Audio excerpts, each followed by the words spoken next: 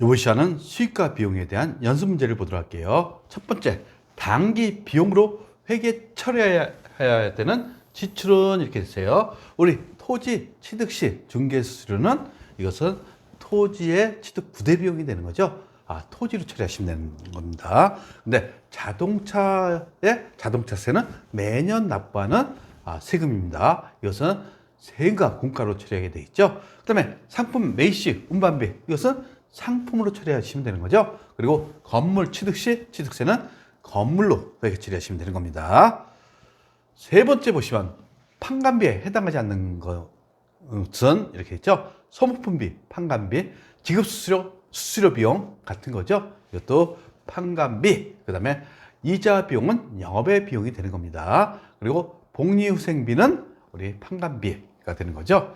그 다음에 판관비에 해당되는 계정과목은 모두 몇 개인가? 선급비용은 유동자산, 미지급비용은 유동부채, 개발비는 우리 무형자산, 기부금은 영업의 비용, 이자비용, 영업의 비용, 접대비, 보험료, 세금과 세개가가 판매비와 관리비가 되네요.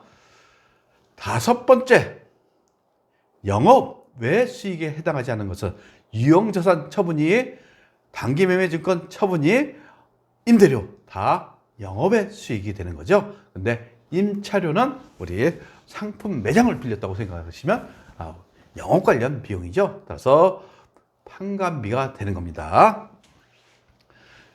일곱 번째, 세금과 공과 계정과 관련된 내용을 모두 고른 것은 회사 업무용 차량의 자동차세는 세금과 공과로 처리한다고 그랬죠. 근데 토지 취득세는 토지 취득 부대비용, 따라서 토지로 처리합니다. 유형자산. 그 다음에 차량 취득 시 등록 면허세 또는 등록세, 이것은 우리 취득 시점에 한 번 납부하거든요. 따라서 차량 운반부로 처리합니다. 그 다음에 회사 소유 건물의 재산세는 매년 납부하는 거예요. 따라서 이것은 세금과 공과로 처리하는 거죠. 따라서 자동차세, 건물의 재산세는 세금과 공과금 계정으로 처리합니다. 그 다음에 매출 차감 계량이 아닌 것은 이런 거 틀리시면 안 되겠죠. 매출 운임은 판관비 비용으로 처리한다는 거. 11번 문제 같은 게 여러분들이 좀 까다롭습니다. 즉 매출 할인은 차변에 발생됩니까? 대변에 발생됩니까? 이것부터 아셔야 돼요. 매출액은 대변이니까 우리 이 매출액을 차감하는 항목은 차변이죠. 결국 매출 할인은 차변에 발생됩니다. 이럴 경우 판매 관리비로 처리했을 경우 손익계산서상 매출 총이익과 당기순이익에 미치지 않는 영향으로 옳은 것은 결국 매출액을 차감해야 되는데 판관비로 처리했대요. 그러면 어떻게 합니까? 여기 당기순이익은 맨 밑에 있는 거죠. 여기에는 불변이에요. 변하지가 않아요. 그렇죠? 그러면 우리 손익계산서를 쫙 보도록 할게요. 그럼 여러분 이거 그리실 줄 아시죠? 상품 매출에서 매출효과를 차감하면 매출 총이익이 나오고, 거기에서 판관비를 차감하면 영업이익이 나오는 겁니다. 그렇죠? 근데 지금 매출 할인을 어디서 차감해야 돼요? 매출액에서 차감해야 되죠? 이것을 매출액에서 차감하지 않고 비용 처리했대요. 즉 차변에 매출 할인 이렇게 해서 비용 처리했대요. 판관비로. 결국 매출액에서 차감하지 않기 때문에 지금 매출액은 어떻게 됐어요? 과대돼 있죠. 과대. 매출원가는 동일하니까 매출이 과대되니까 매출액에서 매출원가를 차감하는 게 매출 총이익이죠. 결국 매출 총이익이 과대가 되는 겁니다. 그렇죠? 영업이익은 불변. 그렇죠? 그다음에 당기순이익도 불변이 되는 겁니다. 결국 매출 총이익이 과대돼 있고 어떻게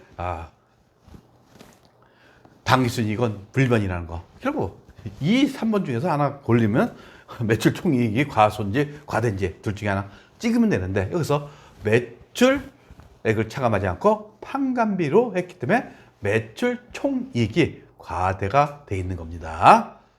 이런 문제는 좀 생각해 볼 필요가 있어요. 근데 이런 문제를 풀어야지 여러분들의 회계 실력이 늘어나는 거예요.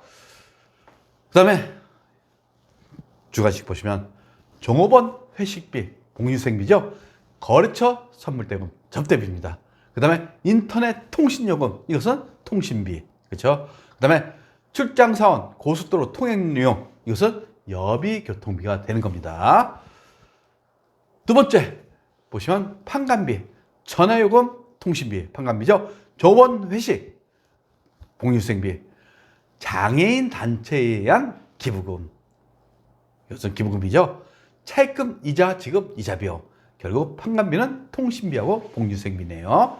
그 다음에 세 번째, 영업의 수익을 계산하면, 영업의 수익, 매출액에서 매출총이익은 영업이익을 계산하는 거죠. 결국 영업의 수익은 보험 차익하고 우리 이자 수익이 있네요.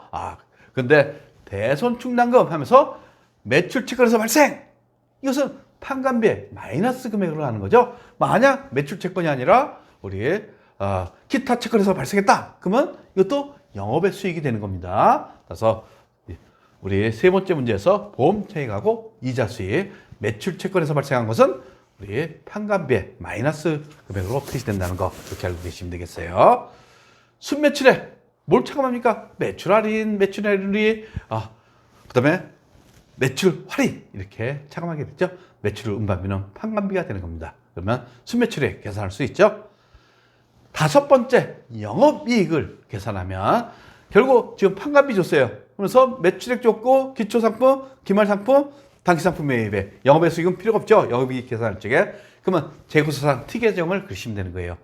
기초금액은 얼마입니까? 100만 원이에요. 구입금액은 얼마? 단기상품 매입액 300만 원. 결국 기말 재고가 150만 원이니까 매출원가는 250만 원. 특이적으로 다 풀어야 됩니다. 이거는. 그래서 매출액에서 매출원가를 차감하면 우리 매출이익이 되죠. 여기에 판관비를 차감하면 영업이익이 된다는 거. 이 정도로 여러분들이 계산하실 줄 아셔야 돼요. 그리고 여섯 번째 문제 보시면 이것도 특이점을 그리시면 돼요. 모든 매출은 외상으로 판매한다고 돼 있어요. 그래서 1개월에 현금 또는 보통예금으로 회수한다 이렇게 했어요. 그러면서 대손이나 매출 할인 등의 변동 요인은 없다. 이럴 경우 우리 외상매출금 T계정을 그리시면 되는 거죠. 외상매출금. 그러면 기초금액은 정기이월액이 기초금액이 되는 거죠. 37만 원. 그 다음에 차기이월액이 기말금액이 되는 거예요. 기말재고가 얼마? 26만 원. 그리고 회수액은 어디 나타납니까? 대변에 나타나는 거죠. 왜? 대변에 외상매출금, 자변에 현금이 되니까 회수액은 대변에 나타나는 겁니다. 현금 회수액하고 보통예금 회수액 얼마? 46만 원이죠. 결국 외상매출액은 35만 원 이렇게 돼 있어요. 결국 이 문제는 매출채권 즉 외상매출금의 T계정을 그리셔야 됩니다. 제가 강조하는 것은 회계 문제는 잘 풀기 위해서는 T계정을 잘 그리셔야 돼요. 그리고 나중에 우리가 가서 법인세를 공부할 때 저 선생님 1급에서 T계정 갖고 문제를 많이 풉니다. 그러니까 T계정을 빨리 이해를 하셔야 되는 겁니다. 구독과 좋아요는 우리에게 큰 힘이 됩니다.